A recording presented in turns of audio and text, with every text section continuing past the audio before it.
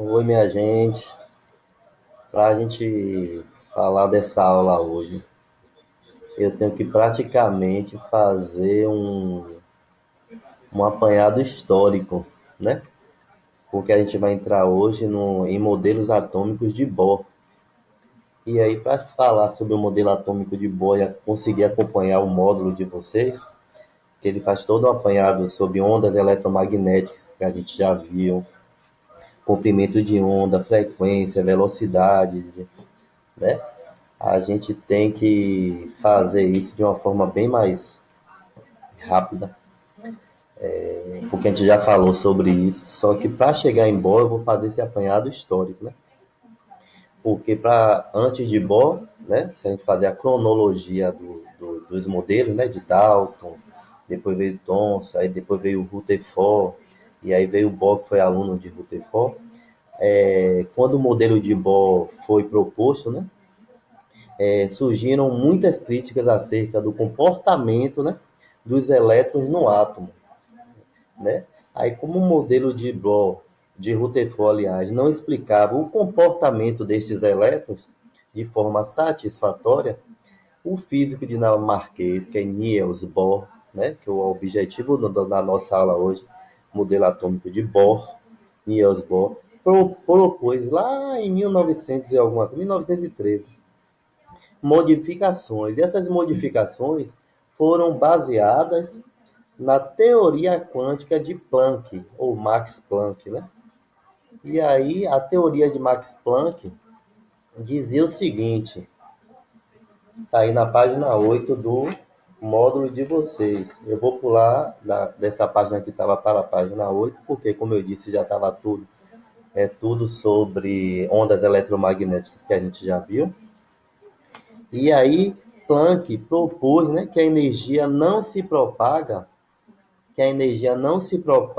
de modo contínuo.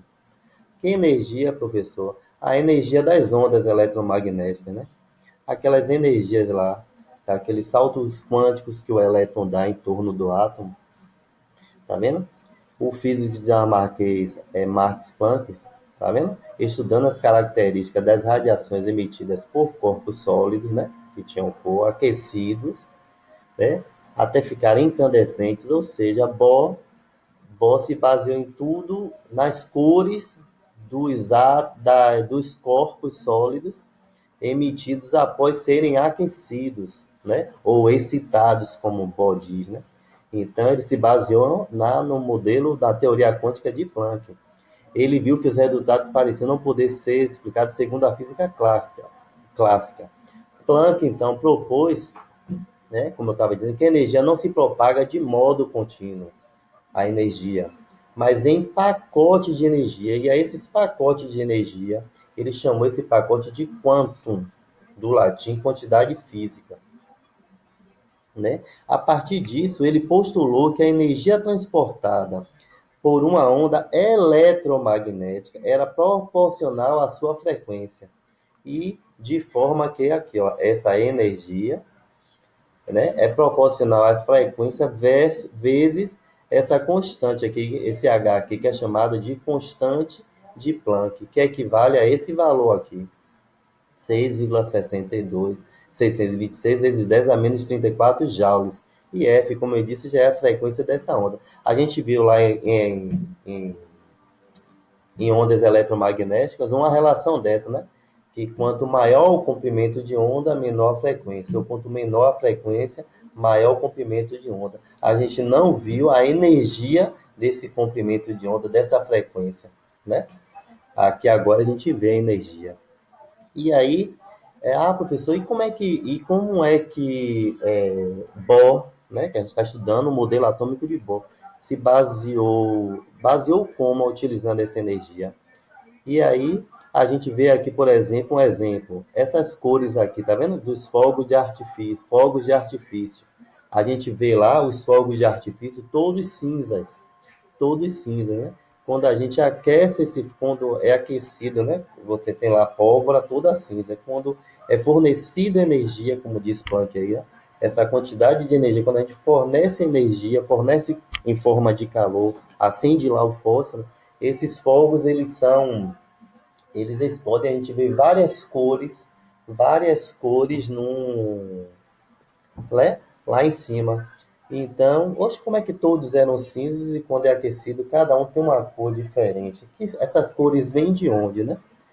E aí, utilizando dessa teoria quântica de Planck, Bohr responde o seguinte para explicar essa. Cadê, minha gente? Aqui, desculpa que eu tenho que ficar pulando, né? Ele fala o seguinte, Bohr. Deixa eu botar aqui um desenho. Ele fala o seguinte: o que é que acontece ali então, utilizando essa teoria de Planck quântica? Ele fala o seguinte: aqui é o núcleo, tá vendo? Aqui é o núcleo, aqui, lembra? O núcleo tá aqui, apontando aqui, ó, o mouse aqui, ó. O núcleo, aqui tem as órbitas, né? Essa órbita aqui, ou essa eletrosfera, né? Onde esses pontinhos vermelhos aqui são os elétrons. Eu vou puxar um desse aqui para cá, beleza? Então, aqui o núcleo, como está aqui, e aqui uma órbita, uma eletrosfera, uma camada da eletrosfera. Tá vendo? Uma camada, outra camada. E Bohr descobre o seguinte, né? Já que lá em Rutherford ele não explica o comportamento do elétron no átomo, ele utilizando dessa teoria quântica de Planck, ele descobre o seguinte, que os elétrons, tá vendo? Aqui é o núcleo, aqui os elétrons nas suas camadas. Os elétrons, ao ser fornecido essas energias aqui, tá vendo? Ao ser fornecida energia, ao ser fornecido calor, então, quando eu aqueço, quando eu excito o átomo, que aqui é um átomo, né? Composto de núcleos e elétrons, ou é a eletrosfera, quando eu aqueço esse átomo aqui, os elétrons saltam da sua camada mais interna para uma camada mais externa, tá vendo? É chamado isso aqui de salto quântico. Eu forneço energia ao átomo, o átomo pode ser energia em forma de calor, o átomo salta de sua camada mais interna, ou seja, mais próxima do núcleo, para uma camada mais externa, só que ele retorna, tá vendo? Como esse desenho da figura 2, ele salta, só que ele retorna. Ao retornar, ele emite uma luz com a cor característica de cada elemento. Então, ele emite um fóton de luz, um quantum, uma quantidade de energia, né? Por isso que o nome é salto quântico, ele emite um quantum, um pacote de energia com uma luz. Essa luz tem uma cor característica de cada elemento. Então, quando lá nos fogos de artifício eu tenho lá tudo cinza, a pólvora da cor cinza, cada pólvora daquela ali é composta da pólvora de um elemento químico. Eu tenho um elemento químico X, elemento químico Y, elemento químico W, e aí quando eu forneço energia aqui, os elétrons do átomo desse elemento aqui X, eles saltam de uma camada para outra, e quando retorna esse elemento X, desse elemento X, quando o elétron volta para a sua camada original, como está aqui, quando ele volta para a sua camada original, ele emite uma luz com uma cor característica. Então, aquele elemento vai emitir uma luz, por exemplo, vermelha. No elemento Y, quando acontece isso aqui, o elétron volta para a sua camada original e ele emite uma outra cor verde. Esse aqui, o outro, a cor azul. Ou seja, cada elemento tem uma cor característica quando ele é excitado. E o nome disso aí, e cada cor caracteriza esse pacote de energia com luz, né? A gente chama de fóton. E por isso que foi descoberto por Bohr. Aí aqui, vocês podem ver aqui que Bohr fala o seguinte, começa a dividir essas camadas, aqui está o núcleo, essas camadas aqui, cada elemento tem uma quantidade de camada. Quem tem só uma camada, a camada ele chamou de nível, camada ao nível. Então aqui eu tenho um núcleo, a camada mais próxima do núcleo, ele chamou de nível 1, ou camada 1, nível 2, nível 3, nível 4, e vai até o nível 7, ou seja, um átomo só pode ter, a depender do átomo, 7 camadas. Por exemplo, o hidrogênio só tem uma camada, então ele só tem um nível 1. O lítio tem duas camadas, então ele tem essa camada N1 e N2, tá vendo? Então, a cada nível desse, a cada camada, ele deu o nome, atribuiu algumas letras. Então, camada 1, ou nível 1, K, L, M, N, O, P, Q. Camada 1, camada 2, camada 3, 4, 5, 6, 7, ou nível. beleza? Essa parte aqui a gente vai ver mais adiante, mas vocês fiquem sabendo. E para chegar a essa denominação aqui, a esses estudos aqui, tudo isso eu fiz esse apanhado histórico, né? Porque o objetivo da aula é o modelo atômico de Bohr. Para chegar aqui, Bohr, né? Ele se baseou na teoria quântica de Planck.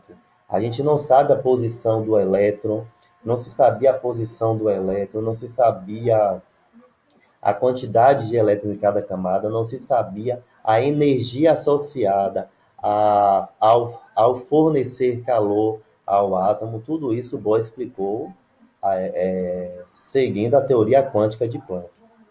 Beleza? Muito obrigado, meu amigo.